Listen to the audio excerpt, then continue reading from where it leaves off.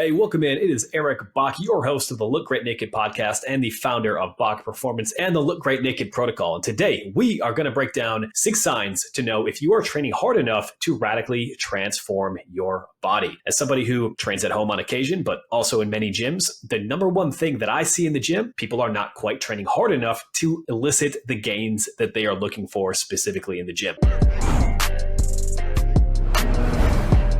Before we jump into that, man, I just got back from a trip in Mexico. I spent the last 5.5 weeks cutting over the holiday season. And that's not normally something that I do, right? 34 years old, family, kids, like to entertain. And so cutting over the holidays was something incredibly difficult. But I had a number of clients, men and women, who were pushing hard to build their best body, to transform their life. And, I was thinking, if they're willing to push this through the holidays, what kind of a coach am I not to be able to do the same thing, right? And so first I want to give them a shout out for their hard work and pushing through, even when you're surrounded by all the chips, all the treats, all the cookies, all of that stuff. I know it's incredibly difficult. I capped that off with a business trip out to Cancun for the Unstoppable Mastermind, led by my mentor, Craig Ballantyne. And I'll tell you what, cutting and then going on a trip was a different experience. So towards the end of the fat loss cut, which typically happens during a cut, my sleep wasn't as great. When that happens, cognitive function, your ability to perform at your best mentally tends to go down. And when I got to the airport, when I started driving to the airport, I got 10 minutes in. This is at 4 a.m. from my wife, Lauren. And she's like, did you mean to leave your suitcase in the house? And so I had to turn around, go right back and pick up my suitcase. So the brain fog was hitting really heavy at that point. So shout out to Lauren. Thank you for saving my ass so I did not get all the way to Mexico without any of my shit. Now, I flew in on Tuesday. Anybody who tried to fly out over the last couple of weeks know that the weather has been an absolute disaster class when it comes to trying to fly. And so I had about 13 hours worth of delays. And when you do that and you've been on a pretty steep calorie deficit, your mood is definitely not the best. But you know what? Made the best of it. Had 2 great days at the mastermind in terms of getting focused, getting some key takeaways, not only for my business, but also in terms of personal development. Like when I'm talking with all these other business owners, it's clear that people have a lot of ideas. They're working really hard, but stress management, energy management, being able to do the things and keep the promises that we say to ourselves can be one of the biggest battles that we face. And so that was really insightful to see from people in different industries, from manufacturing plant owners and real estate agents and people with different businesses to a coach like me. Unfortunately, on the back end of the trip, got food poisoning. No, I did not drink the water. We have no idea what caused a couple of us to get sick. And so that was an experience. If you've been in Mexico, maybe you've had that. And my biggest fear was hopping back on multiple flights and traveling for 10 hours on the way home and not having control of my stomach. But fortunately, that problem never came to fruition. And we are back on the reverse diet at this point, bringing calories back up. And I am feeling much, much better. Now, back on topic, we're going to talk about the 6 signs that you are not training hard enough to build muscle and transform your body. You see, a lot of people will go into the gym and they will chase fatigue. They will chase the idea of feeling the burn. They will chase feeling out of breath. But what you feel is not always real when it comes to creating a physiological change inside of your body. And this is where a lot of people get stuck. They think they're training hard or in the right way, but the reality is they're not doing the right things or executing exercises properly. And despite their hard work, despite even changing things with their nutrition as well, they're not seeing the results. So I want to save you that time. I want to save you that headache and give you 6 key insights that you can take and apply to your training right now. And so the first one is never training to actual failure. So a couple of weeks ago, I was doing a band assisted hack squat. So a band assisted hack squat machine, just a different way to train your lower body. It takes a lot of lower back stress out of it and creates more of a quad dominant type exercise. I was supposed to do 8 to 10 reps. I was going through it and I'll tell you what, 8 was hard, 9 was hard, so was 10. But I got to 10 and I said, you know what? I've got more in the gas tank. Let's see how hard I can push this set. And so I ended up completing 15 reps when I wanted to stop at 10, right? Every single one of those was a grind. Every single one was mental warfare for me to get that rep. But that's the intensity you have to be able to train. And if you never actually trained to that muscular failure spot, then you never know how hard you have to push on a regular basis if you want to transform your body. If you are taking your sets and you have 3, 4, 5, 6, 10 reps left in the tank, the intensity of that contraction is not hard enough to create the transformation that you're looking for with your body. So what you need to do is occasionally and intelligently train to failure. Learn what that failure mark feels like. What does it look like? What happens with your technique? And once you see what that point is, then you can back off and strategically train close to failure without beating up your body. Sign number 2, your rep speed never slows down. Now, when we are getting closer to muscular failure, we're getting to what we call maximum effective reps. If you're doing your exercises and all your reps are fast, there's no eccentric control, you're not dialed in how well you're executing it, and the rep speed never slows down, that intensity is not going to be high enough to leverage what we know about maximum effective reps.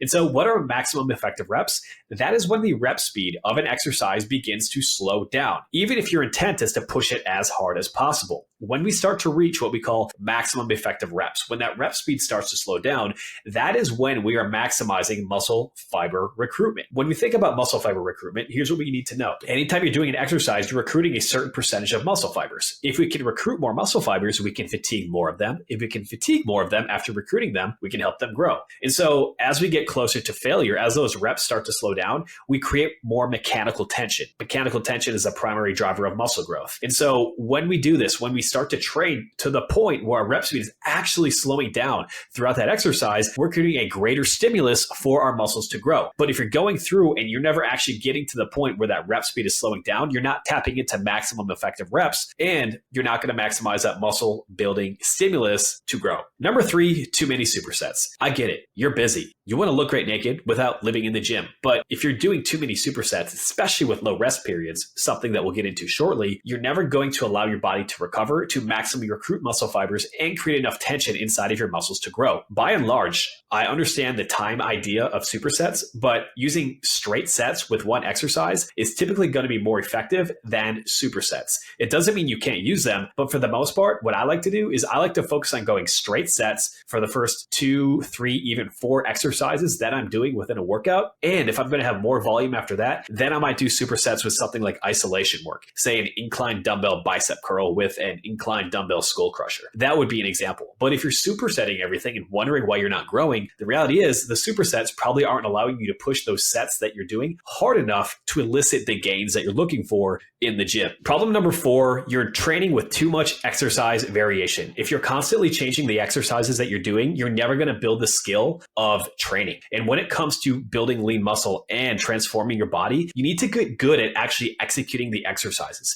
If you're always focusing on, is my technique here? Is this okay? Or I'm not quite sure what I'm doing, you're never going to get to the skill level where you can actually push those muscles to the point where they're near failure. And that's what you're going to need to do to radically change your body. So stick with same core exercises.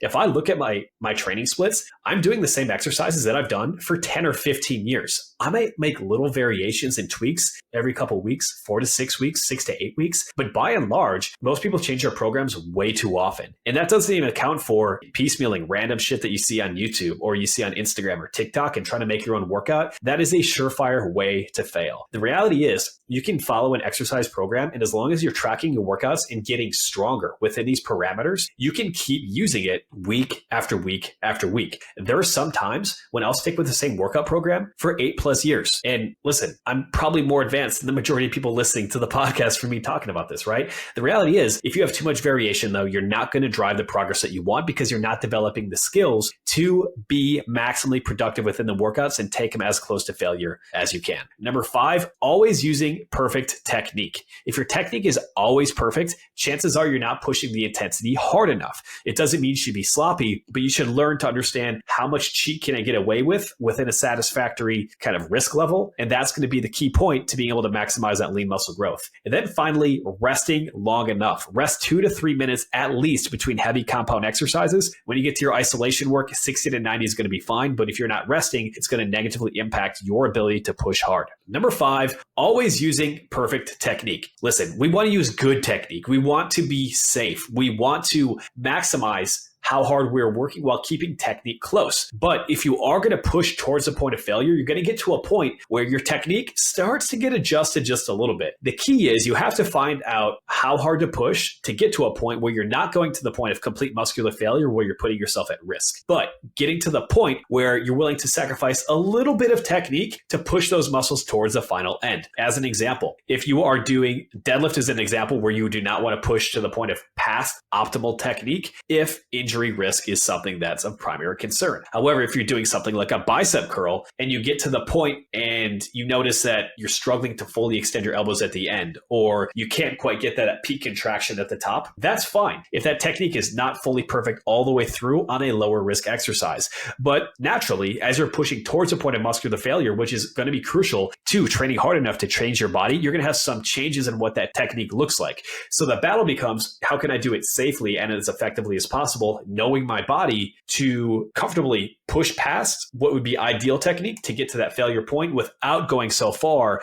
that an injury is going to pop up. And then number 6, the most common of all of them is resting too little between your sets. Rest is absolutely crucial if you want to build muscle. The reason is it takes longer for different components of your body to recover. Recovery isn't just when you're done being out of breath. Recovery is when your central nervous system can actually recruit muscle fibers again. When you're mentally focused to be able to push an exercise in the gym to the point of being near muscular failure. And so as a barometer, when you're doing a heavy compound exercise, you might be resting 2 or 3+ minutes between. And especially as you get stronger, this becomes more important. So things like your bench press, your squat, a deadlift, a heavy Bulgarian split squat, you might need a full 2-3+ minutes to actually recover from that set. And that could be a minute or 2 minutes longer than what you're currently doing if you're just going based on, okay, the burn is gone, right? That's not a good barometer of how hard we need to train or how long we need to rest between an exercise. And so what we need to understand is rest factors in how much time we need to be able to go to be able to optimize the execution and the performance of that exercise again. Because if we rest too little, pretty soon those effective reps, we're not going to hit them. We're not going to use a load that's heavy enough because too much fatigue is set in, and pretty soon we're wasting half of our training. Now, if you want to do isolation exercises, you're finishing up with shoulder raises, lateral raises, front raises, rear delts, hitting isolation work for your calves, whatever the case. If you're chasing metabolic stress, so chasing higher reps with more fatigue, that is okay to go shorter. That should be done at the end of your workout. In that case, after isolation work, go 60 seconds, 90 seconds. If you're doing a superset, maybe you can go 45 seconds between. But by and large, most people do not rest long enough between their exercises and between their sets. And because of it, they don't actually push them close enough to muscular failure to be able to look like they lived. So when it comes to training hard enough, what do you need to focus on? Number 1, you need to learn how to go to failure and do so safely, because if you never learn how to go there, you can't train close enough to it to maximize the effectiveness of your training. Number 2, you should be training to the point where your rep speed actually slows down to leverage what we call maximum effective reps. Number 3, stop doing so many supersets. Straight sets are going to be better overall for muscle growth. It doesn't mean you can't use supersets, but if you're not growing the way that you want, use more of a straight set approach. Hey, so here's the good news. If you want to be able to look great naked without living in the gym, if you want to look like you lift, it just comes down to training hard enough with the right training program. And so if you want help in looking great naked without living in the gym, all you need to do, reach out to me on Instagram at Bach Performance and send me a private message that says lean. I will tell you the next simple steps, or I can handcraft a program that's going to help you optimize your physique and help you build a sustainable long-term transformation that you can keep. If you enjoy this podcast, do me a favor, drop me a thumbs up, drop me your review on your favorite site, or if you're sharing on social media, tag at Bach Performance. I will select one person, hook them up with my favorite pre-workout supplement directly from Legion Athletics. All right, until next time, train hard, train smart, make the most of it, and I'll talk to you soon. Hey, it's Eric here again. Now, there are 3 ways that I can help you look great naked. Number 1, if you want to grab a free copy of the Look Great Naked protocol to help you lose body fat without counting calories, then go to bachperformance.com/free training. Number 2, if you're a busy guy looking to build muscle, then I recommend checking out our Minimalist Muscle Blitz, which has helped over 1,000 men build muscle without living in the gym. Just go to minimalistmuscleblitz.com. The link will also be available in the show notes. Or number 3, and last, if you want to work with me directly and get the best results possible, apply at bachperformance.com/coaching to look great naked without living in the gym. Until next time, my friend,